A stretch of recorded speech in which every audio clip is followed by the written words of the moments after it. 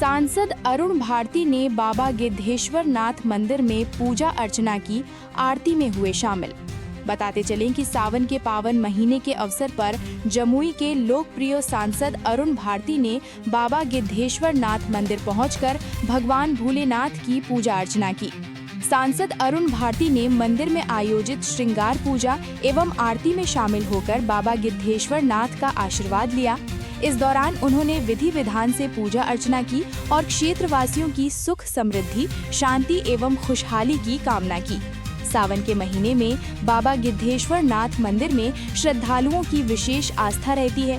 पूजा और आरती के दौरान मंदिर परिसर भक्तिमय वातावरण से गूंज उठा। सांसद अरुण भारती ने कहा कि सावन का ये पावन महीना भगवान शिव की आराधना और आस्था का पर्व है। उन्होंने सभी श्रद्धालुओं को सावन की शुभकामनाएं दी। हर हर महादेव के जयघोष के बीच सांसद ने बाबा गिद्धेश्वर नाथ का आशीर्वाद लेकर क्षेत्र की खुशहाली की कामना की।